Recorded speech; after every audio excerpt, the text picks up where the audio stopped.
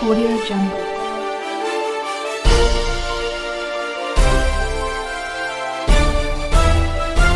Audio Jungle. नमस्कार, मैं अरुण कुमार सिंह। झारखंड विधानसभा चुनाव में सभी राजनीतिक दल मतदाताओं को लुभाने के लिए अपनी अपनी योजना का प्रचार कर रही है, लेकिन क्या कभी किसी ने सोचा है विकलांगजनों के मुद्दे कहाँ हैं? वह समुदाय जो लंबे समय से अपने अधिकारों और सुविधाओं के लिए संघर्ष कर रहा है, उनकी आवाज़ चुनाव में कहाँ गुम हो जाती है? झारखंड में विकलांगजनों की एक बड़ी जनसंख्या है जो लगभग 15 लाख से अधिक है, जो विभिन्न प्रकार की विकलांगताओं का सामना कर रही है। यह समुदाय राज्य के चुनाव में एक महत्वपूर्ण भागीदारी निभा सकती है। चुनाव आयोग के आंकड़ों के अनुसार झारखंड में 3,67,000 विकलांग मतदाता हैं, जिनका वोट चुनाव के परिणामों पर प्रभाव डाल सकता है। फिर भी राजनीतिक पार्टियां उनके मुद्दों को अपने एजेंडे में शामिल नहीं करती।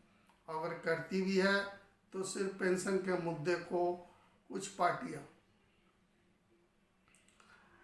विकलांगजन कई वर्षों से इस राज्य में आवाज उठा रही है। पिछले कई वर्षों से अपनी समस्याओं को लेकर रैलियां करती है, अनेकों बार धरनाएं दी है और राजनीतिक दलों को भी ज्ञापन सौंपने का काम किया। उनकी मांग है रोजगार के अवसर मुहैया हो, स्वास्थ्य सेवा की सुविधा सभी विकलांग व्यक्ति को मिले, शिक्षा में समावेशिता हो, समान शिक्षा मिले और राजनीतिक भागीदारी तय हो। विकलांगजनों का आंदोलन न केवल उनकी स्थिति को सुधारने के लिए है, बल्कि उनके आत्मसम्मान और समाज में उनकी समुचित भागीदारी की मांग भी करता है।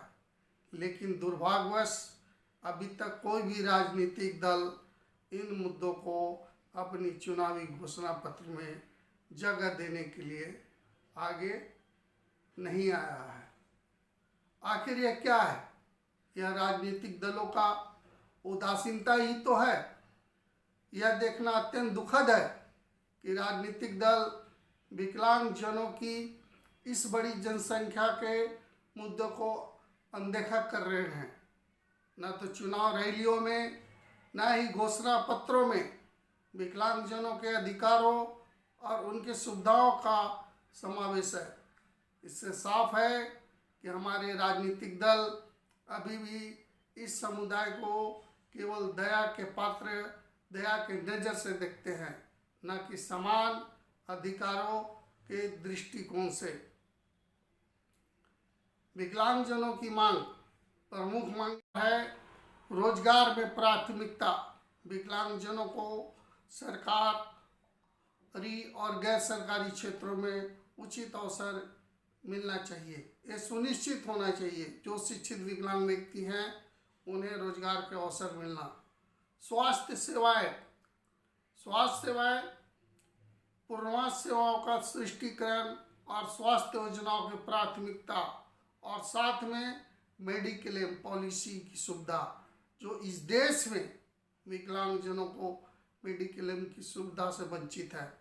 शिक्षा में समावेशिता, विशेष शिक्षा की व्यवस्था होनी चाहिए सभी स्कूलों में, और साधनों का उपलब्धता भी होनी चाहिए जो वो शिक्षा को आसानी से करे। सुगमता, सभी सार्वजनिक स्थानों पर सुगमता हो, यातायात की व्यवस्था में सुनिश्चित सुगमता हो, राज्य सरकार की सभी योजनाओं की लाभ आसानी पहुंच हो।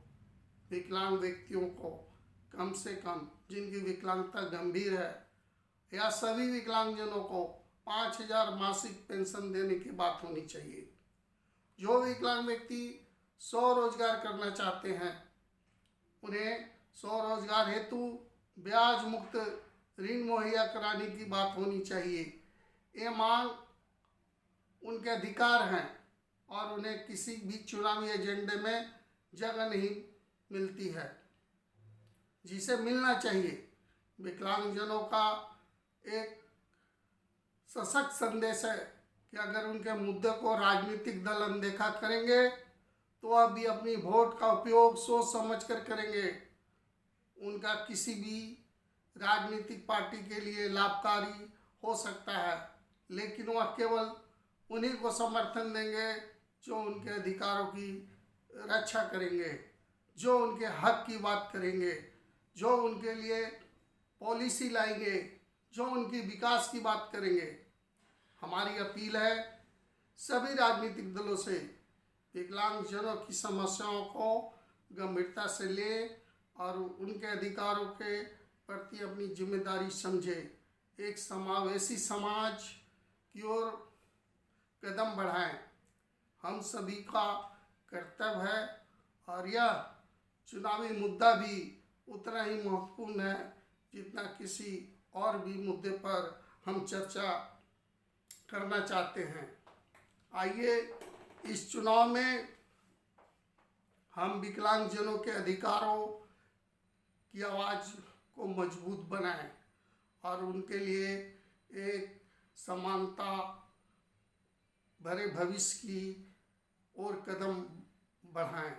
चुनावों का सही उद्देश्य तभी पूरा होगा जब हम हर व्यक्ति, चाहे वो विकलांग हो या ना हो, समाज समान अधिकार सम्मान के साथ समाज में अपना स्थान पा सके। तो दोस्तों, इस चुनाव में विकास में समावेशन, सबका अधिकार, सबकी भागीदारी ये सुनिश्चित होना चाहिए।